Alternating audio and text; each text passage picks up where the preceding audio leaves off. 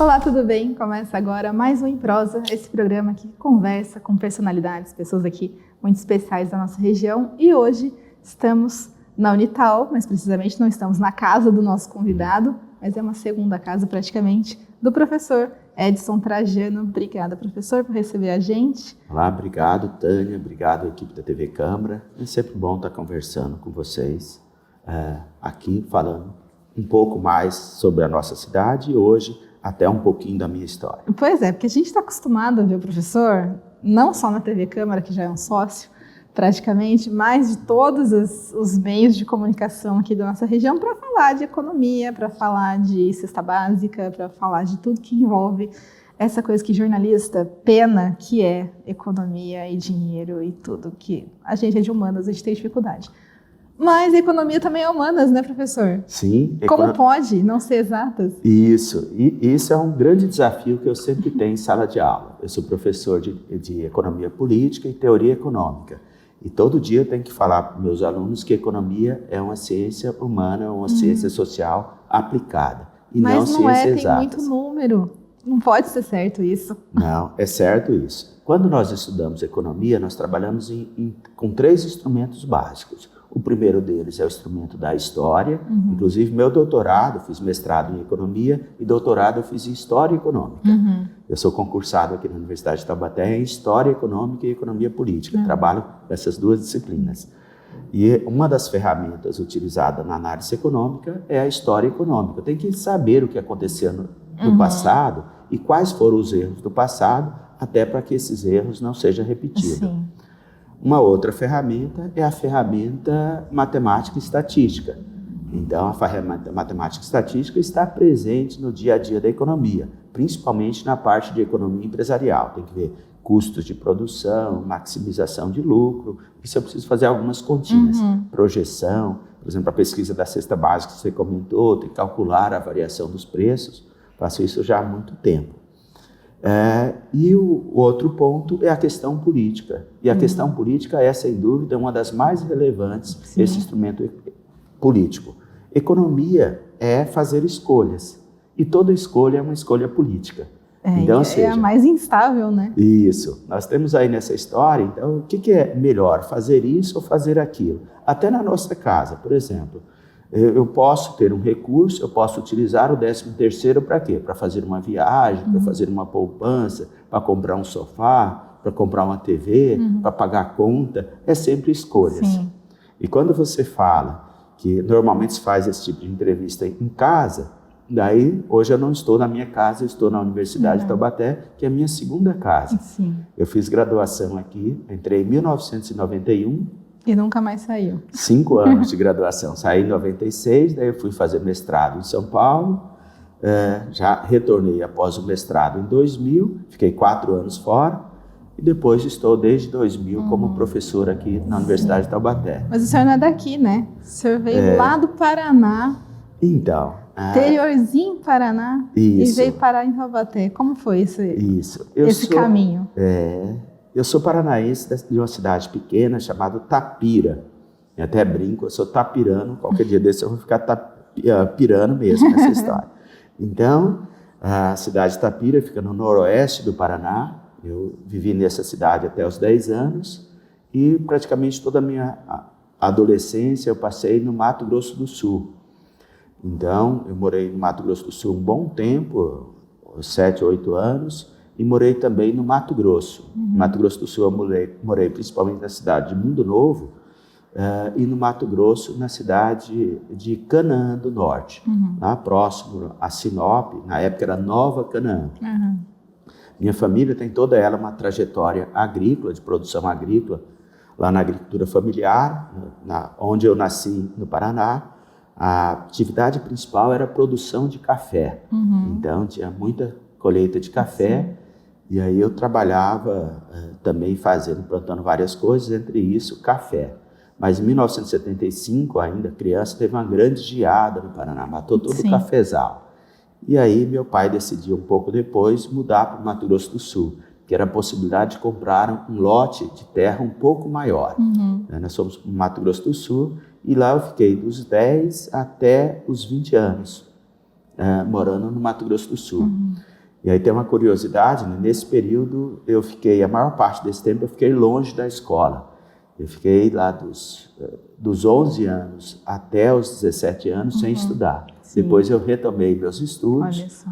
Aí não parei, fiz até naquele sistema de supletivo no primeiro momento. Aí terminei o ensino fundamental, fiz o ensino médio e também um curso técnico junto com isso. Então, você não estudou esse tempo, não foi por falta de vontade? É que eu morava muito longe da escola. Na zona rural, a escola mais próxima era mais ou menos uns 10 quilômetros de casa. Quando eu fiz ensino fundamental, era mais ou menos uns 5 quilômetros. Só que nesse período não é como agora, que você tem van escolar. A gente fazia a pé, né? 5 no quilômetros máximo a bicicleta, né? Não, era a pé mesmo. 5 quilômetros a pé dava para fazer. Isso uma criança de 6, 7 anos até os 10 anos fazendo a pé. Depois, já 12 quilômetros já não dava para fazer a pé, para ir todos os dias na escola. E as escolas rurais só funcionavam até a 4ª série. Então, para fazer da 5ª à 8ª, precisa ser na cidade. E na cidade era muito longe. Então, não tive condições de estudar. Meu pai, inclusive, continua morando no Mato Grosso do Sul. Ele é um pequeno produtor rural lá, hoje não trabalhando mais, mas está aposentado, mas continua morando na roça, num pequeno sítio, lá no interior do Mato Grosso. Você chegou a dar dicas de economista para ele, para avançar na produção? Eu aprendo mais com ele ainda do que ele aprende comigo. E é sempre essa ideia. Hoje, eu faço um trabalho que é a pesquisa do NUPS. Trabalho nessa pesquisa de cesta básica desde 2002, ou seja, já há 23 anos fazendo essa pesquisa e já nesse período eu fiquei por muito tempo como coordenador, atualmente estou coordenador dessa pesquisa de novo. Mas para fazer análise dos preços dos produtos da cesta básica, uma base que eu tenho é a minha vida na agricultura. Então, tudo que acontece no setor rural me ajuda muito a entender essa dinâmica de preços. Por que o preço do arroz subiu, do feijão abaixou, do tomate, qual o período de colheita, quais os custos de produção que se tem. Sim. Então, um dos meus assessores para a cesta básica, por exemplo, é meu cunhado e meu irmão, que são produtores rurais lá em Sinop, no Mato Grosso. Para saber essa trajetória de preços, essas coisas, de vez em quando eu ligo para eles e pergunto como é que está a situação deles no setor rural de fato. Então, ou seja, essa conversa com agricultores, e não só lá do Mato Grosso, mas agricultores daqui, me ajuda bastante e eu tenho possibilidade de diálogo com os agricultores. Aqui na Universidade de Taubaté, uma das coisas que eu faço é o Projeto Rondon. E o Projeto Rondon nós trabalhamos em cidades pequenas. Agora mesmo, em janeiro de 2025, eu estive numa cidade chamada São José do Alegre, no interior de Minas Gerais. E trabalhamos direto com os produtores rurais. Mas eu lembro, em 2014, eu estive em Cajari, no interior do Maranhão, trabalhando com os produtores rurais também.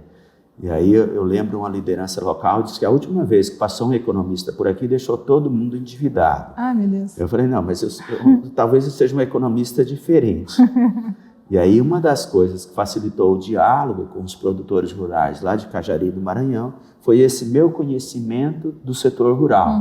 Eu tenho que trabalhar com uma linguagem que é adequada nesse diálogo entre produtor e academia. Como eu já fui produtor rural, isso facilita a minha vida. É a prova de que tudo que a gente passa na vida tem aí uma aplicação, né? Nada do que a gente aprende e que a gente vive é perdido. Sim, não sempre em algum momento da vida aquilo vai voltar pra gente e falar, não, isso eu sei porque eu vivi aquilo, né? Isso. E meu sonho é voltar para a roça. É mesmo? Mas a roça daqui ou a roça de lá? Eu não sei para onde ainda. De acordo com meus planos, eu ainda tenho mais 4 anos de professor universitário. Se eu conseguir aposentar daqui a 4 anos, eu vou voltar para a zona rural. Mas não é outra condição, é claro. Mas, assim, esse trabalho no campo, tanto é que quando eu saio de férias, o primeiro lugar que eu vou é para a roça. Agora mesmo já estou com férias programadas, eu vou para Sinop nas férias do meio do ano agora. Sim. E vivenciar essa vida do campo é o que mais gosto de fazer nesse ponto. Então, mas isso ajuda muito a entender aquilo que eu faço como economista. Sim. Meu sonho, quando eu saí lá do Mato Grosso do Sul, era fazer a faculdade de economia aqui em Taubaté e voltar para o Mato Grosso do Sul, trabalhar como economista do setor rural lá. Nunca passou pela sua cabeça fazer agricultura? Agronomia, dessa coisa, não. Sempre eu pensei, eu sempre fui muito ligado à política. Então, para mim, o problema da produção rural não é só problemas técnicos do processo de produção, é também um problema político. Sim. E o problema político nós vamos discutir na esfera da economia e não da produção técnica da agronomia. Professor, eu vou repetir a pergunta que eu fiz quando as câmeras estavam desligadas. Como que alguém, um belo dia, para e pensa, acho que eu quero fazer economia?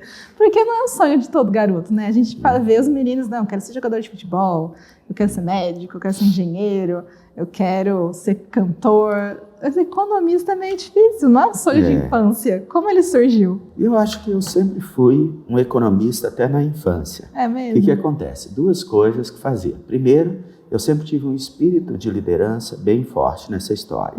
Então, a hora de organizar o time de futebol, tem 4 irmãos homens e 2 meninas, mas nós tínhamos um time de futebol dos 5 irmãos, e todos eles ficavam olhando para minha cara, eu sou o irmão do meio, qual era o time que ia ser feito. Isso que irmão do meio costuma sofrer. Nessa história, então, de organizar o time. Então, eu sempre tive esse papel de organizador.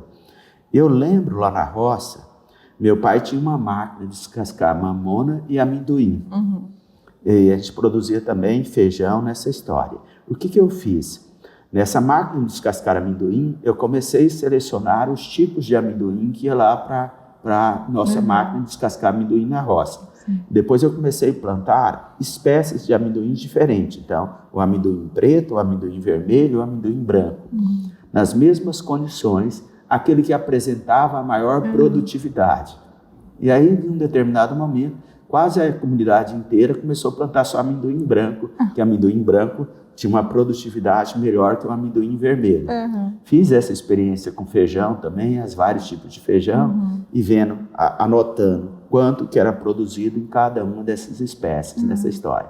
Então, essa produção agrícola, pensando sempre no aumento de produtividade, sempre foi uma grande preocupação nisso. E eu lembro que uma das coisas que nós chegamos a fazer lá na roça, por exemplo, todos nós morávamos muito longe da cidade e não tinha energia elétrica na zona rural. E aí? O produtor rural tem a possibilidade de vender o boi para o açougue e depois de ir lá comprar carne do açougue. Isso é um desgaste extraordinário. Primeiro que eu vendo o boi barato, compro a carne cara. Pois é. Então, o que os produtores rurais começaram a fazer? Começaram a fazer troca.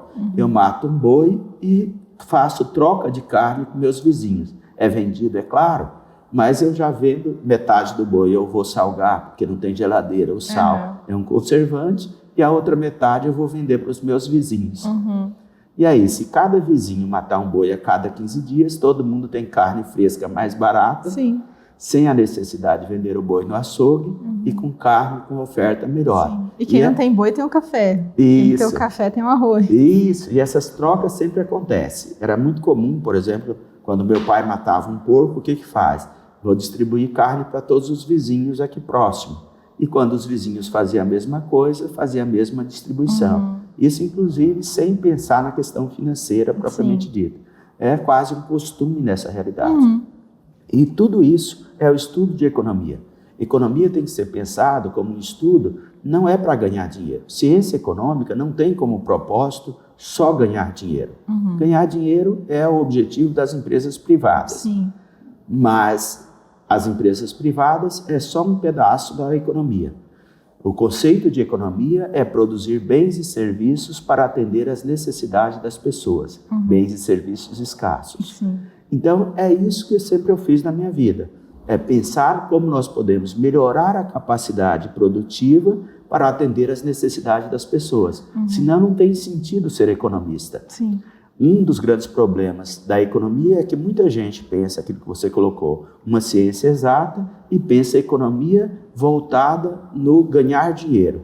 E nesses dias atuais nós temos um monte de influenciadores digitais e de aqueles que se diz economista pensando na questão do mercado de ações e mercado financeiro que ganha dinheiro fácil. Isso não acontece. Entre aspas, né? As pessoas nas redes sociais só contam o sucesso.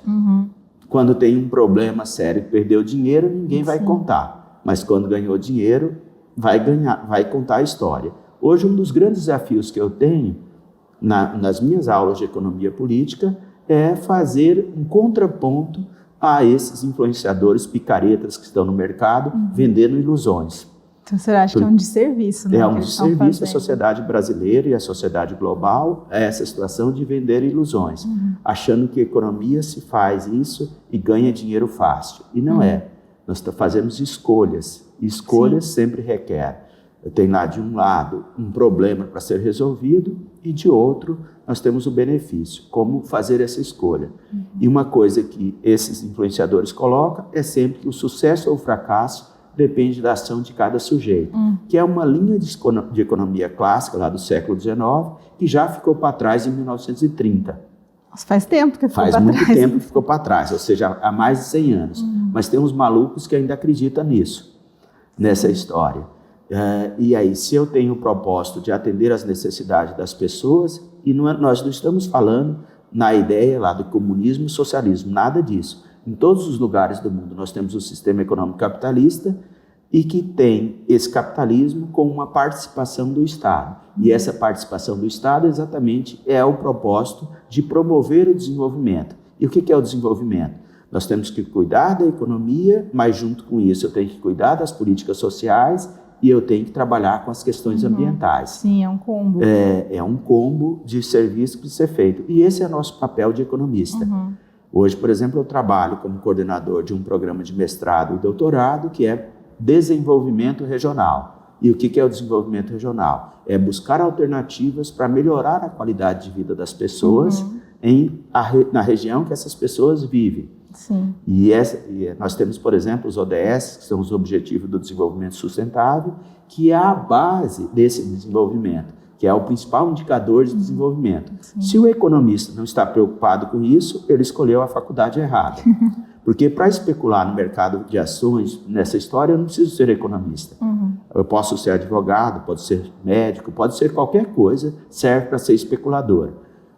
Nós temos muitos engenheiros, por exemplo, que atuam no mercado financeiro. Mas isso não é economia. Economia é muito mais que isso. Sim. Isso é só um pedacinho dela. Se o economista não tem preocupação com a sociedade, ele não tem por que ter escolhido essa ciência. Sim. As empresas são movidas à maximização do lucro e os economistas precisam ajudar isso. Mas o lucro é importante para todo mundo. O lucro é importante para todo mundo. E cabe ao Estado, em todos os lugares do mundo nós temos um Estado atuante, é fazer com que o crescimento econômico seja acompanhado por uma política social e uma política ambiental. Aquela ideia que a única política social é o emprego não existe.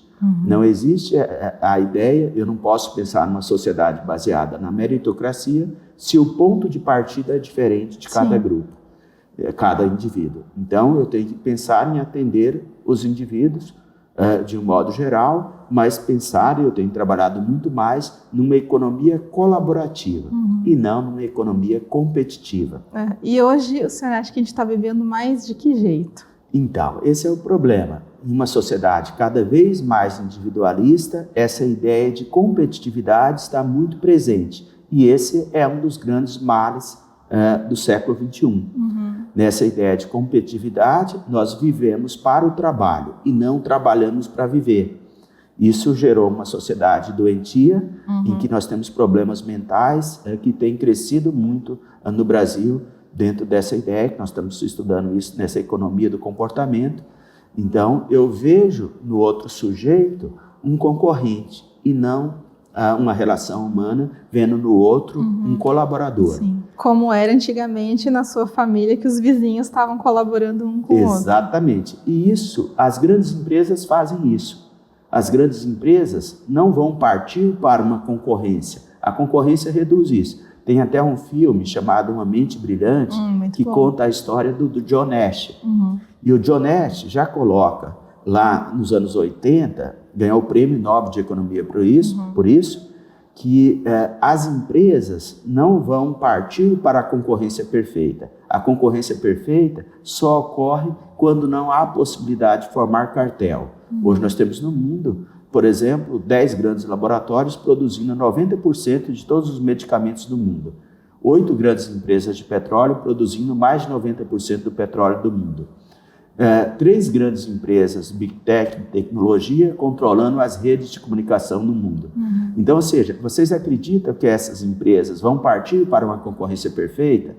Por exemplo, uma das grandes empresas de comunicação, que é o Facebook, tinha uma posição muito diferente há 6 meses atrás. Sim. Com a vitória do Trump nos Estados Unidos, o que ela fez? Aliou ao presidente americano, esquecendo por completo essa política, pensando nas questões ambientais, na questão de inclusão, tiraram isso da lista.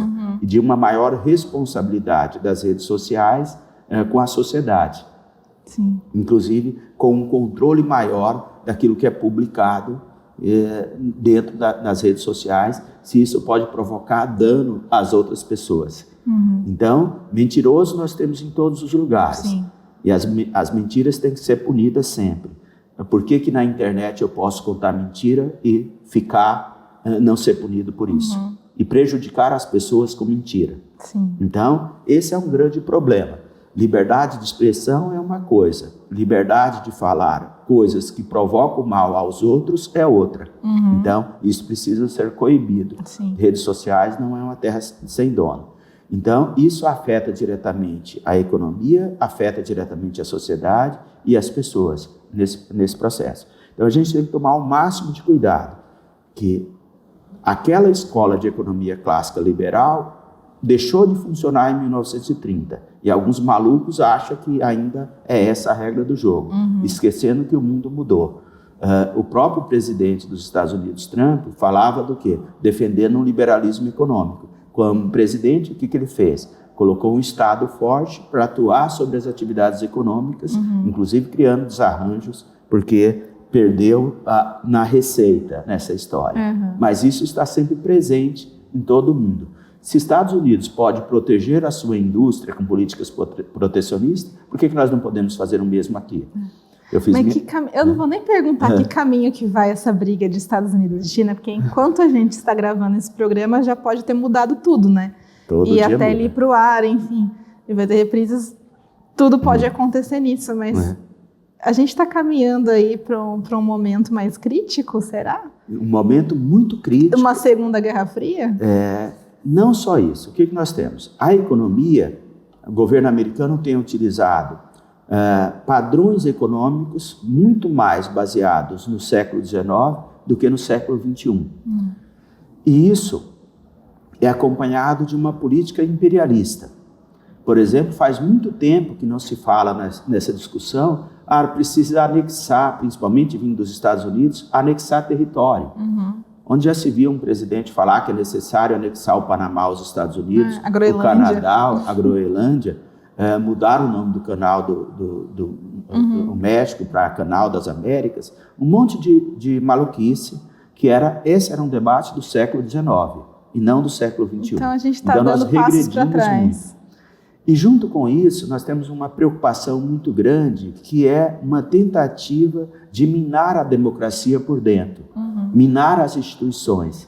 Então, não é o Congresso americano, não é a Suprema Corte americana, não é o juiz de segunda instância que vai ter a independência para fazer com que um governo funcione. A democracia requer instituições fortes e cada um fazendo o seu papel. Quando nós temos um presidente da República que quer o tempo inteiro interferir no judiciário e fazer ações no legislativo de outras formas, por exemplo, um dos episódios é fazer uma eleição para juiz de segunda instância com o grande financiador do presidente Trump jogando 20 milhões de dólares numa campanha para um juiz. Então, ou seja, é um trabalho, felizmente o juiz perdeu a eleição. Provavelmente o outro grupo também fez investimento para fazer essa história. Então, um regresso desse debate, e eu nunca tinha visto, já faz tempo, desde os anos 80, nós temos discutido um desarmamento no mundo.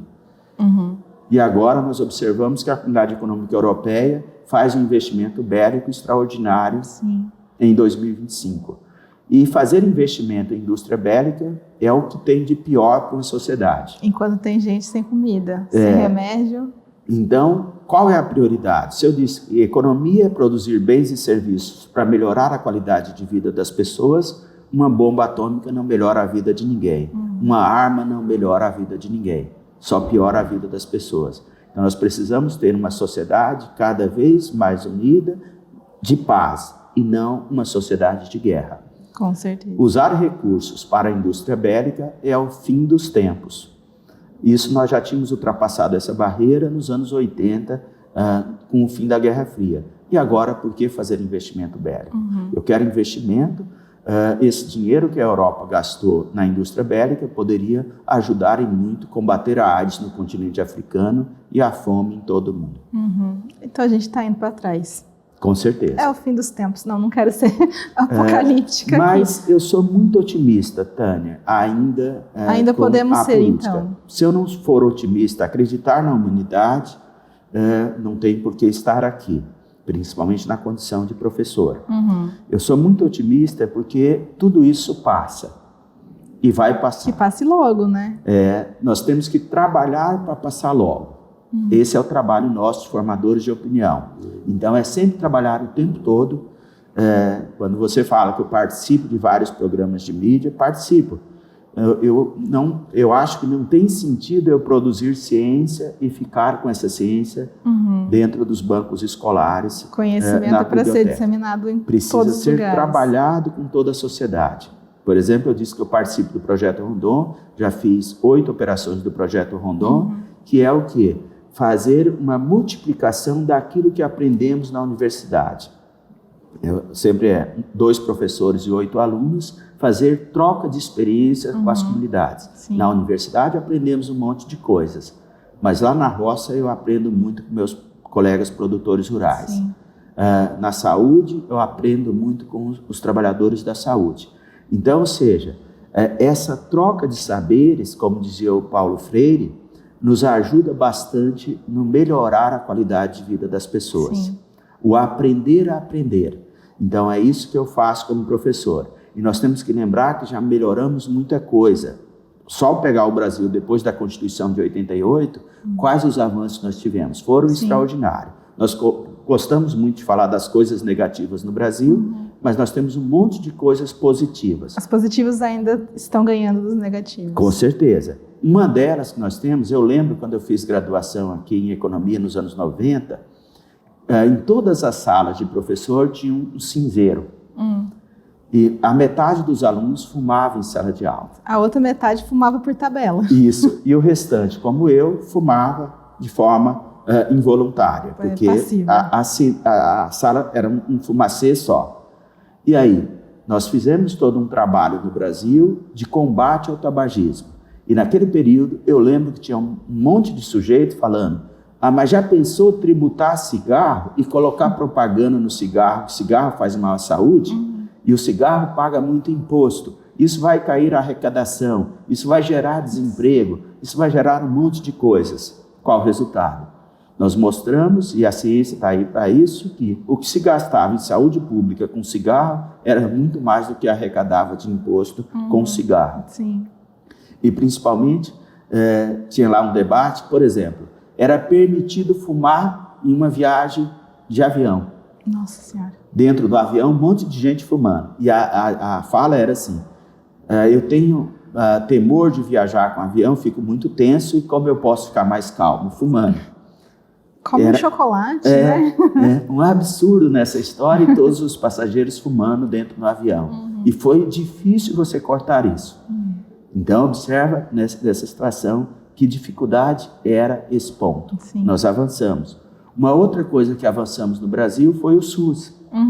Eu, por exemplo, eu sou o 5º filho de uma família com 7 irmãos. Eu e meus 6 outros irmãos, exceto o caçula, nascemos todo mundo em casa, com parteira. Por quê? Meu pai trabalhava na roça, não tinha dinheiro para pagar parto em hospital. E todo o hospital era particular. Só tinha direito a uma consulta pelo sistema público de saúde quem tinha carteira assinada de trabalho. E não era o caso da metade da população Sim. brasileira que morava na zona rural. Com o SUS, todas as mulheres têm direito a pré-natal e fazer um parto mais humanizado e um parto assistido em hospital. Sim. Um avanço extraordinário no país. E isso provocou uma melhora na expectativa de vida. Nós tivemos programas que muitos criticam, como o Bolsa Família, junto com o programa Estratégia de Saúde da Família. Esses dois programas juntos, mais o aumento real no salário mínimo, mudou a vida da população brasileira. E esse salário mínimo com a aposentadoria rural.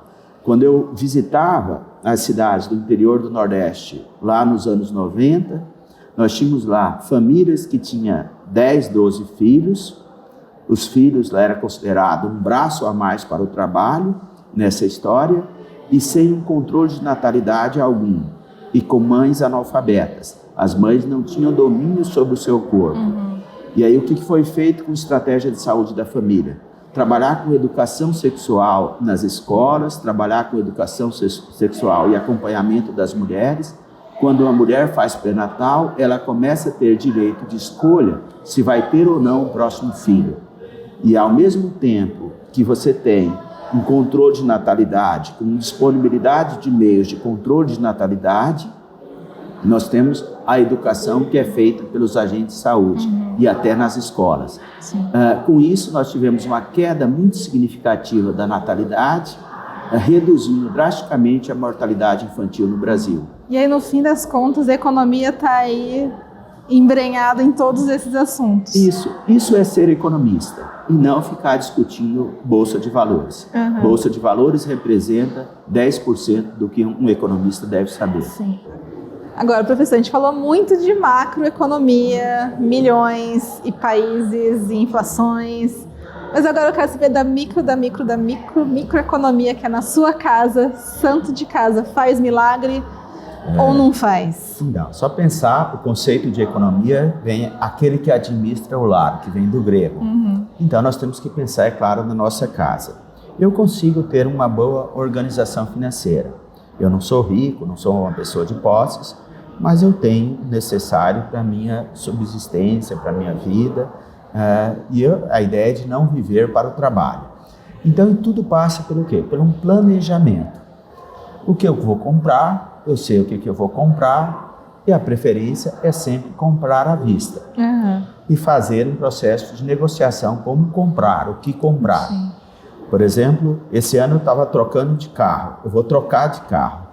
Eu cheguei na concessionária para comprar o carro e eu vi um carro que estava muito bonito, que era o carro de test drive da empresa. E que estava já com um tempo de uso, não era zero, Sim.